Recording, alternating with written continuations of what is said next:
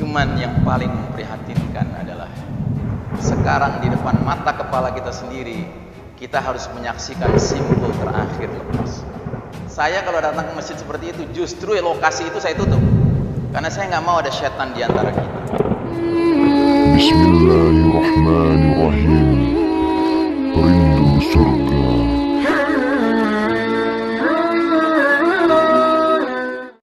Judul ceramah malam hari ini mungkin perlu sedikit saya jelaskan. Ramadan dan urgensi ma'rifatuz zaman. Ma'rifatuz zaman itu artinya mengenali zaman. Jadi kita mau lihat hubungan antara Ramadan dengan kenalnya kita akan zaman yang sedang kita jalani. Pertama, dalam konteks Ramadan, ayat yang sering kita dengar dibacakan oleh imam di bulan Ramadan adalah ayat yang berbunyi Syahrul Ramadan alladzi unzila fihi al-Qur'anu hudal lin-nasi wa bayyinatil minal huda wal furqan. Bulan Ramadan adalah bulan permulaan Al-Qur'an diturunkan sebagai petunjuk bagi manusia, penjelasan-penjelasan petunjuk itu, dan sebagai Al-Furqan, pembeda antara yang hak dengan yang batil. Sementara di ayat sebelumnya Allah Ta'ala berfirman, Ya ayyuhalladzina amanu kutiba alaikumusiyam kama kutiba alal ladzina min qablikum la'allakum tattaqun. Hai orang beriman, diwajibkan atas kalian ibadah siam sebagaimana diwajibkan atas umat orang-orang terdahulu sebelum kalian agar kalian bertakwa. Jadi ibadah siam ini sasaran akhirnya adalah kita menjadi orang bertakwa. Pada dasarnya di dalam syariat kita al-Islam ini, semua bentuk ibadah ujungnya takwa, Pak. Pada dasarnya. Tapi karena ini spesial ya, maka kita harus menghayati bahwa mencapai target takwa ini sangat penting. Karena di surat Al-Anfal ayat 29 Allah Ta'ala berfirman, Ya ayyuhalladzina amanu in tattaqullaha yaj'al lakum furqana. Nah, di sini titik temunya. Hai orang beriman, jika kamu bertakwa kepada Allah, niscaya Allah hadirkan di dalam dirimu Al-Furqan, pembeda. Nah, jadi kalau kita benar, Pak, siamnya di siang hari, qiyamnya di malam hari, dan berbagai amaliyah Ramadaniyah lainnya, kita bukan saja meraih ketakwaan, tapi kita akan menjadi orang-orang yang secara batin di dalam diri kita juga ada furqan, Pak. Sekarang bisa dibayangkan, Pak, kalau furqan di dalam diri kita bertemu dengan furqan dalam Al-Quran, Masya Allah, itu benar-benar nggak goyang. Membedakan hak wal batilnya nggak goyang, Pak. Nah, sekarang kita bicara ma'rifatuz zaman. Mengenali zaman, ya. Kenapa kita harus mengenali zaman? Karena setiap zaman punya tuntutannya, Pak. Setiap keadaan punya tuntutan sikap dan tuntutan reaksi. Jangankan kita bicara zaman yang panjang dan kita bicara konteks umat, ya. Kita bicara pribadi saja. Seorang manusia dalam keadaan sehat, tuntutan sikap dan reaksinya berbeda dengan kalau dia sedang sakit, ya kan? Orang yang sakit tuntutannya apa? Ya istirahat, mengupayakan untuk sembuh. Sementara kalau orang sehat, ya tentu mensyukuri kesehatannya dengan banyak beribadah, beramal soleh. Beda kan? Nah, begitu juga dengan zaman, Pak. Nah, saya sudah sering di masjid ini mengingatkan, we are living in the darkest chapter of the Islamic history. Ini adalah potongan zaman yang paling kelam dalam sejarah umat Islam. Mengapa? Karena belum pernah umat Islam mengalami apa yang kita alami kecuali Nabi dan para sahabat sebelum hijrah ke Madinah. Ingat, Nabi dan para sahabat sebelum hijrah ke Madinah adanya di mana? Di Mekah, ya. Sewaktu di Mekah, Nabi dan para sahabat posisinya kuat apa lemah? Lemah, ya. Yang kuat siapa? Yang kuat musyrikin, kafirin, Quraisy, ya kan? Sehingga hampir setiap hari ada saja kabar pahit datang kepada Nabi di Mekah. Sahabat si fulan dianiaya, sahabat fulan dizolimi, sahabat fulan diusir dari rumahnya, sahabat fulan dibunuh bahkan, ya. Itu berita pahit berdatangan terus, Pak. Persis seperti kita sekarang. Nah, uniknya lagi soal zaman ini, Allah Ta'ala memberikan kita kunci untuk memahami zaman. Kata Allah Ta'ala dalam surat Ali Imran 140, wa tilkal ayyamu nudawiluha bainan nas. Demikianlah hari demi hari, masa kemenangan dan kekalahan, kejayaan dan keruntuhan kami pergilirkan di antara umat manusia. Dan ini tanpa kecuali, Pak. Nggak ada ceritanya kecuali umat Islam menang terus. Enggak. Umat Islam juga bagian dari umat manusia. Kadang umat Islam menang, kadang umat Islam kalah. Kadang umat Islam dalam posisi berjaya, kadang dalam posisi terpuruk. Nah, waktu Nabi dan para sahabat berada di Mekah, itu terpuruk, lemah, kalah, ya.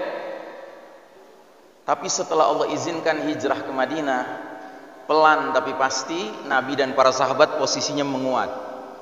Sehingga hanya dalam tempo 10 tahun, Jazirah Arab, semenanjung Arab yang begitu luas, yang tadinya tenggelam dalam zulumatil jahiliyah, kegelapan jahiliyah, kemusyrikan, kemunafikan, kedustaan, ya, kemaksiatan, kemungkaran, kezaliman, tiba-tiba berada di bawah naungan nurul Islam. Masya Allah Ta'ala.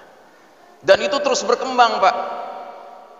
Setelah Nabi wafat, muncul para khulafa ar-rasyidin, memperluas lagi wilayahnya, mencakup Rum, Syam, ya, Suria, Lebanon, Palestina, Jordan, mencakup Persia, Iran.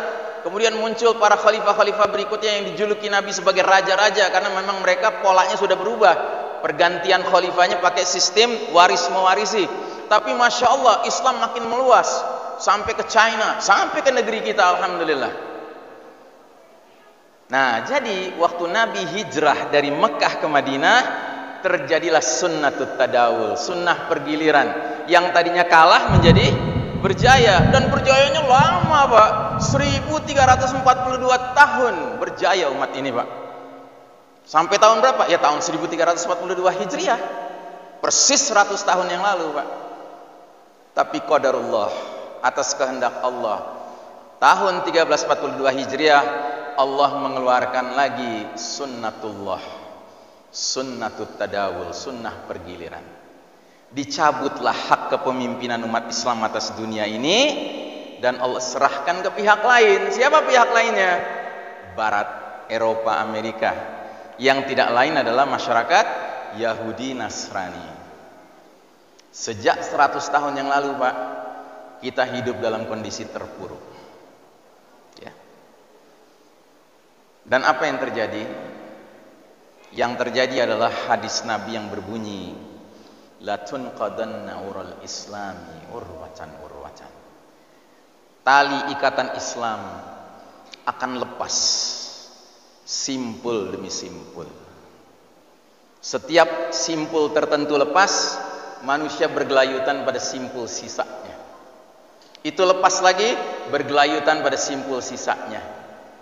Lalu kata Nabi, simpul yang paling awal yang bakal lepas adalah perkara hukum. Sedangkan simpul yang paling akhir bakal lepas adalah perkara sholat.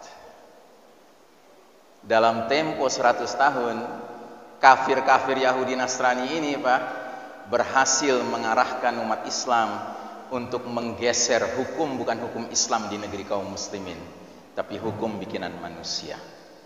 Mereka berhasil meyakinkan umat Islam untuk menyingkirkan ekonomi sesuai syariat Islam, pakai ekonomi ribawi. Mereka berhasil menyingkirkan umat Islam dari pendidikan Islam, tapi pakai pendidikan sekuler. Sehingga kebanyakan orang tua cita-citanya untuk anaknya, kalau nggak jadi tukang insinyur, jadi tukang dokter. Karena itu dua profesi yang mendatangkan duit banyak.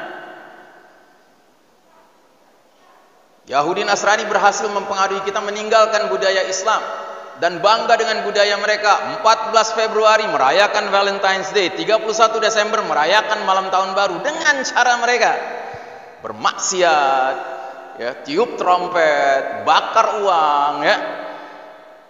Sudah budaya Islam udah asing.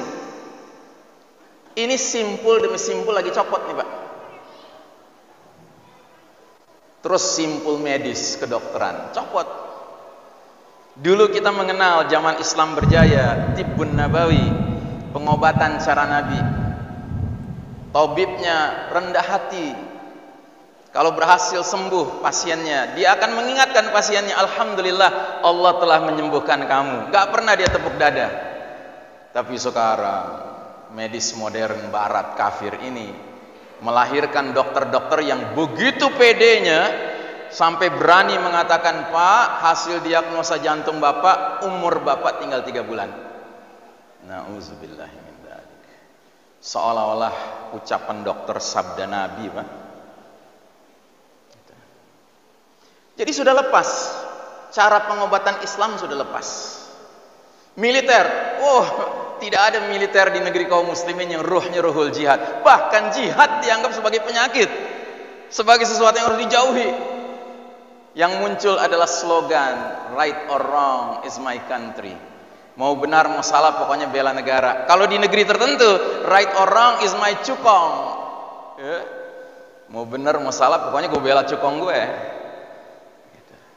Ini semua sudah terjadi, Pak. Bukannya belum terjadi, Pak. 100 tahun. Jadi simpul demi simpul lepas. Cuman yang paling memprihatinkan adalah sekarang di depan mata kepala kita sendiri, kita harus menyaksikan simpul terakhir lepas, Pak. Salat kita sudah makin asing dari salatnya Nabi Muhammad sallallahu alaihi wasallam. Padahal Nabi kita jelas tegas menyatakan, "Sallu kama ra'aitumuni usalli." Salatlah kalian sebagaimana kalian melihat aku salat. Dan bagaimana Nabi salat? Nabi salat enggak pernah sendirian, selalu berjamaah. Sekalipun masih belajar salat, Nabi berjamaah berdua dengan Jibril alaihissalam yang mengajarkan bagaimana cara salat. Setelah itu Nabi selalu 5 waktu yang wajib ini, Pak, berjamaah. Sedangkan Nabi mengatakan kepada para sahabatnya setiap memimpin salat, la tadaru furujatin lisyaitan. Jangan kalian biarkan ada celah-celah di antara kalian dalam salat, dalam barisan salat kalian untuk syaitan. Tapi sekarang kita malah bangga menyediakan tempat buat syaitan, ya. Malah di masjid tertentu dikasih tanda, Pak, syaitan di mana lokasinya. Saya kalau datang ke masjid seperti itu, justru lokasi itu saya tutup. Karena saya nggak mau ada syaitan di antara kita. Jelas, Pak? Jelas, saudaraku? Tapi Ustadz, nanti kita bisa mati, Ustadz. Kita bisa kena ini kan. Ingat, sembuh, sakit, hidup, mati di tangan siapa? Allah Subhanahu wa ta'ala. Dan anehnya, cuma di masjid yang dibeginikan. Di tempat lain, boleh-boleh saja. Di komuter silahkan, di pesta pernikahan silahkan, ya, di mal silahkan. Tapi di masjid, jangan coba-coba membiarkan syaitan gak boleh hadir. Syaitan mesti hadir. Semua kembali kepada kita, Pak. Saya cuma menyampaikan, saya dai, Pak. Tugas saya cuma mengajak. Saya nggak bisa memaksakan kehendak saya. Jangankan saya, Nabi saja nggak bisa memaksakan kehendaknya kepada Abu Talib, pamannya. Karenanya, saudaraku rahimakumullah, ini saatnya mengasah ketakwaan kita agar kita memiliki furqan, kemampuan membedakan mana yang hak, mana yang batil. Masa Allah dan Rasulnya, firmannya dan sabdanya lebih kita kesampingkan daripada sabda para dokter, daripada sabda para mereka yang seolah-olah paling ngerti tentang sains dan teknologi hari ini, al-Yahud wan Nasara. Mudah-mudahan ceramah singkat saya malam hari ini bisa menyadarkan kita betapa memprihatinkannya kondisi umat Islam hari ini. Karena ini simpul terakhir, Pak. Ini pertaruhan. Kalau ini kita relakan, sudahlah habis. Nggak ada tempat lagi untuk bergelayutan, Pak. Udah habis. Ini simpul terakhir. Makanya sekali lagi saya nyatakan, saya sampaikan kepada saudara sekalian, pilihan ada di tangan Anda. Anda mau bersikap bagaimana? Bersikap membiarkan ini karena ingat, Nabi bersabda, melihat kemungkaran cuma ada 3 kemungkinan sikap. Rubah dengan tangan, bersikap, bergerak, ya kan? Nggak bisa dengan mulut, nggak bisa juga dalam hati. Dalam hati itu selemah-lemahnya iman, kata Nabi. Dan ingat, dalam hati itu maksudnya apa? Ingkari itu sebagai kebenaran. Nah, yang repotnya hari ini, kita nggak bisa baca hati kaum muslimin, tapi yang pasti kita lihat fine-fine saja gitu dengan situasi ini. Nah, tinggal sisanya hatinya apa? Kalau hatinya diam-diam sudah ridho gitu kan, bahkan ngebelain gitu kan, oh hati-hati. Kata Nabi dalam hadis yang lain, kalau sampai di dalam hati saja sudah tidak ada pengingkaran, tidak ada iman sedikit pun di dalam diri orang tersebut. Yang berarti apa? Dia terjatuh kepada jenis dosa yang paling mengerikan, namanya dosa nawaqidul iman, batal imannya, Pak. Nauzubillah min dzalik. Sekali lagi, saya hanya berharap kepada Allah Ta'ala, mudah-mudahan Allah menjadikan kita orang-orang beriman yang tidak begitu saja mengikut kepada arus yang sedang bergerak sekarang ini. Karena apa? Arus ini dipimpin oleh Yahudi Nasrani, Pak, bukan dipimpin oleh kaum muslimin. Ustadz, di Masjidil Haram, Masjid Nabawi, lihat dong. Benar. Cuma saya tanya, dalilkah itu apa yang terjadi di Masjid Nabawi, Masjidil Haram? Itu adalah perilaku manusia, Pak. Itu bukan dalil. Dalil tetap dalil, Pak. Petunjuk Allah, petunjuk Rasul, tetap petunjuk Allah, petunjuk Rasul.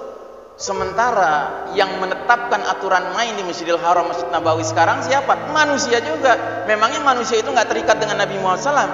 Dia terikat, Pak.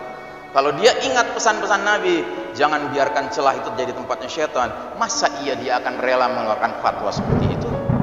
Kalau Anda ngerti tentang negeri yang ada 2 kota suci, masjid sucinya, Pak, hari ini, Pak, ulama-ulama yang lurus posisinya di mana sekarang di sana? Posisinya tidak bisa bergerak karena dimasukkan ke dalam madrasah Nabi Yusuf. Anda tahu madrasah Nabi Yusuf maksudnya apa kan? Gitu. Sementara yang leluasa adalah model ulama yang dalam khutbahnya menyarankan mungkin ada baiknya Saudi dengan Israel bekerja sama.